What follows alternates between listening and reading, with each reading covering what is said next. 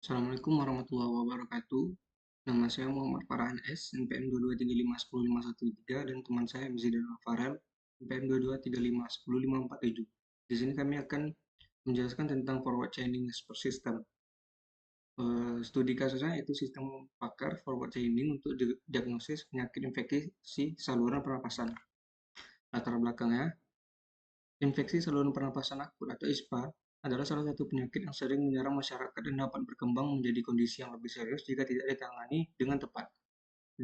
Diagnosis dini yang cepat dan akurat sangat penting untuk memberikan perawatan yang sesuai. Namun, tidak semua wilayah memiliki akses ke dokter spesialis. Oleh karena itu, sistem pakar berbasis forward chaining dapat membantu tenaga medis dan masyarakat dalam mendiagnosis ISPA berdasarkan gejala yang dialami pasien. Masalah yang dihadapi yang pertama yaitu keterbatasan tenaga medis di daerah terpencil menyebabkan diagnosis penyebab sering tertunda. Yang kedua, kesulitan dalam mengidentifikasi gejala ISPA karena beberapa penyakit memiliki gejala yang mirip. Yang ketiga, kurangnya pengetahuan masyarakat tentang langkah awal yang harus dilakukan sebelum mendapatkan perawatan medis. Pendekatan yang digunakan, sistem pakar berbasis forward chaining atau penalaran maju digunakan untuk mendiagnosis ISPA. Sistem ini bekerja dengan mencocokkan fakta-fakta awal atau gejala yang dialami pasien dengan aturan yang telah ditentukan hingga mencapai suatu kesimpulan atau diagnosis penyakit. Proses analisis yang pertama yaitu identifikasi gejala. Pasien memasuki gejala yang dialami, misalnya batuk, demam, pilek, sesak napas, dan nyeri tenggorokan. Yang kedua, penerapan aturan. Sistem mencocokkan gejala yang dimasukkan dengan aturan yang dalam berbasis pengetahuan menggunakan metode forward chaining. Yang ketiga, penalaran maju atau forward chaining. Jika gejala A dan B terpenuhi, maka kemungkinan penyakit X. Jika gejala A, B, dan C terpenuhi, maka kemungkinan penyakit Y. 4. Kesimpulan. Sistem memberikan kemungkinan diagnosis seperti flu, bronkitis, atau pneumonia berdasarkan gejala yang dimasukkan. Hasil dan solusi dari masalah, sistem berhasil memberikan diagnosis awal yang akurat dengan tingkat kepercayaan tertentu. Masyarakat dapat memperoleh informasi medis dengan cara cepat, sehingga dapat segera mengambil tindakan sebelum ke fasilitas kesehatan. Yang ketiga, mengurangi beban tenaga medis, terutama di daerah yang mengalami kekurangan dokter. Manfaat dari studi kasus yaitu yang pertama meningkatkan akses layanan kesehatan bagi masyarakat yang tinggal di daerah terpencil. Yang kedua, membantu tenaga medis dalam mendiagnosis penyakit dengan lebih cepat dan efisien. Yang ketiga, mengurangi kemungkinan kesalahan diagnosis karena sistem bekerja berdasarkan aturan yang telah divalidasi oleh tenaga medis. Yang keempat, kesimpulannya itu, sistem pakar berbasis forward chaining sangat bermanfaat dalam membantu diagnosis awal penyakit ISPA. Dengan mengandalkan basis aturan dan fakta yang telah ditentukan, sistem dapat memberikan keputusan medis yang lebih akurat dan cepat. Penerapan teknologi ini diharapkan dapat meningkatkan kualitas layanan kesehatan dan mengurangi risiko keterlambatan dalam penanganan penyakit. Sekian dari saya. Assalamualaikum warahmatullahi wabarakatuh. Baiklah, perkenalkan nama saya Mzinal Farel. Saya dari kelas 5G, NPM 223510547. Saya satu kelompok dengan Muhammad Farhan. Saya akan melanjutkan yaitu yang pertama, struktur kelas dan inisialisasi. Bagian ini mendefinisikan kelas utama sistem pakar. Konstruktor init digunakan untuk menginisialisasi sistem dengan basis pengetahuan dan aturan-aturan yang diperlukan.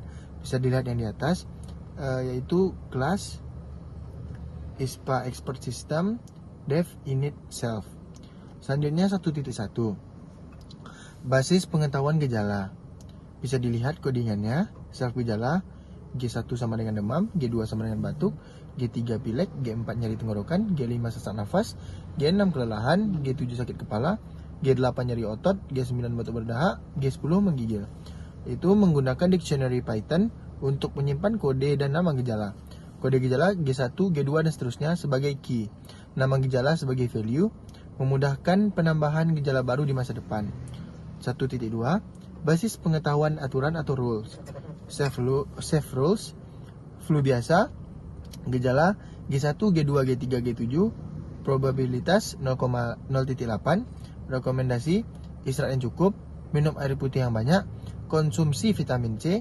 Jika gejala memburuk, segera menghubungi dokter. Faringitis, gejala G1, G4, G7, G6, probabilitas 0,7. Rekomendasi, berkumur dengan air garam hangat, minum air hangat, hindari makanan keras, konsultasi ke dokter jika gejala berlanjut. Selanjutnya ada berlanjut kurang lebih dari 3 hari.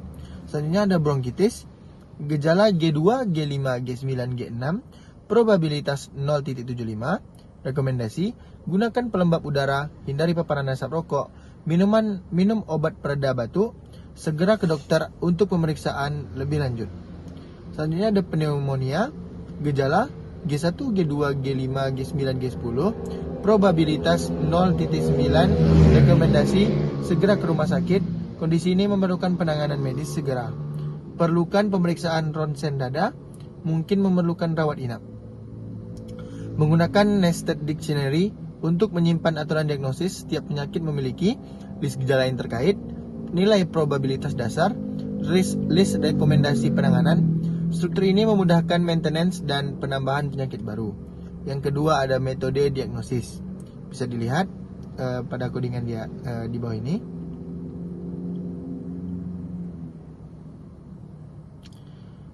Fungsi ini mengimplementasikan algoritma forward chaining. Yang pertama ada input, list kode gejala yang dialami pasien. Yang kedua ada proses, mencocokkan gejala pasien dengan setiap aturan penyakit, menggunakan interception untuk menemukan gejala yang cocok, menghitung tingkat kemiripan berdasarkan jumlah gejala yang cocok. Yang ketiga output, list diagnosis yang mungkin diurutkan berdasarkan probabilitas. Yang ketiga ada interface pengguna. 3.1 fungsi tampilan gejala. Bisa dilihat pada kodingan ini. Menampilkan daftar gejala yang tersedia, format, kode gejala, nama gejala. Membantu user memahami kode gejala yang bisa diinput.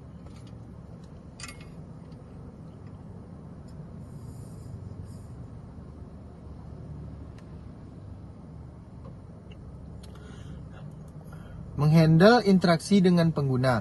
1. Menampilkan welcome message. Yang kedua menampilkan daftar gejala. Yang ketiga menerima input gejala secara berulang.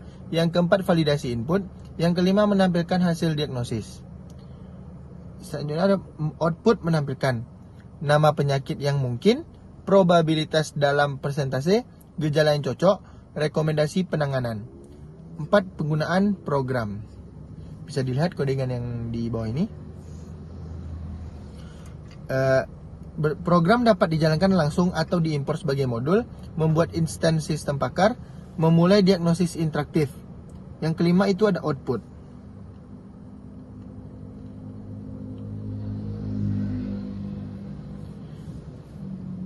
Bisa dilihat pada kodingan ini.